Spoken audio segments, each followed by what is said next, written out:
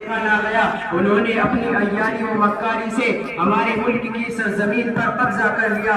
کون نہیں جانتا کہ جب انگریزوں کے اقتدار کا سورج بنگال کے مطلع سے طلوع ہوا اور رفتہ رفتہ پورے ملک میں پھیل گیا تو سب سے پہلے ہمارے آباء و اجداد نے ہندوستان کی عظمت اور سربلندی کو پامال کرنے والی قوم کا تعاقب کیا۔ سب سے پہلے آزادی کا جھنڈا لہرایا اور اپنے خون کے آخری قطرے تک انگریزوں کو برداشت نہیں کیا۔ مسلمانوں نے محمد قاسم سے لے کر قطب الدین ایبک تک اور قطب الدین ایبک سے لے کر مغلیہ سلطنت کے آخری تاجدار بہادر شاہ ظفر، شیر میسور، ٹیپو سلطان جیسے جعلی افراد کا نذرانہ پیش کر کے اس ملک کے ریس و برہم کو سنوارا ہے۔ ٹیپو سلطان وہی ہے جو کہتے تھے کہ شیر کی ایک دن کی زندگی گیدڑ کی 100 سالہ زندگی سے بہتر ہے۔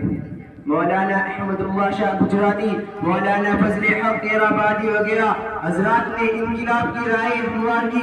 دوستو، انگریزوں نے سب سے زیادہ نشانہ مسلمانوں کو بنایا۔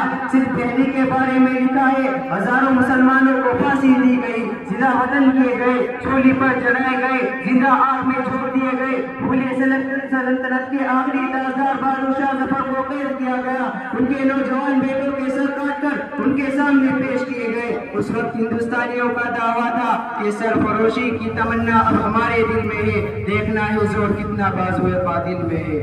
محترم حاضرین، وطن کو جب بھی جس قسم کی قربانی کی ضرورت پڑی مسلمان اس میں ہمیشہ آگے رہے۔ شاعر کہتا ہے جب گلستہ کو پھول کی ضرورت پڑی پھول ہم نے دیا گردنیں پیش کی۔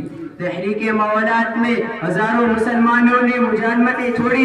ہندوستان چھوڑو آندولن میں کرو یا نہ مرو کا نعرہ یوسف مہر علی نے دیا۔ جب گاندھی جی نے فنڈ کی فراہمی کے لیے چندے کی اپیل کی تو صرف ایک مسلمان عمر سہانی نے 45 لاکھ روپے چندہ دیا۔ حضرت مولانا حضرت روحانی رحمت اللہ علیہ نے سب سے پہلے مکمل آزادی کا تصور پیش کیا۔ حضرت مولانا ابوالکلام آزاد رحمت اللہ علیہ نے انگلش اخبار کامریڈ اور اپنی صحافت کے ذریعے حضرت مولانا علی جوہر رحمت اللہ علیہ نے اردو اخبار زمیندار کے ذریعے مسلم عوام کے دلوں میں آزادی کی روح پھونکی اور عوام کو انگریزوں کے خلاف بیدار کرتے رہے۔ بڑی محنتوں اور کوششوں کے بعد یہ ملک آزاد ہوا۔ 1857 کی جنگ آزادی میں بے شمار مسلمانوں نے، دیگر ہندوستانیوں نے اپنی جان کے نذرانے پیش کیے، گردنیں کٹا کر اپنے خون کو پانی کی طرح بہا کر ہندوستان کو انگریزوں کی غلامی سے چھڑایا اور ان کی بری نیت اور ناپاک ارادوں کی دھجیاں اڑا کر رکھ دی۔ لہو شہیدوں کا رنگ لایا ہے، مچل رہی ہے زمانے میں نام آزادی، مسرت آزادی روح شہیدہ سے پوچھو، مچل پڑی جو لیا نام آزادی۔ وآخر دعوانا الحمدللہ رب العالمین۔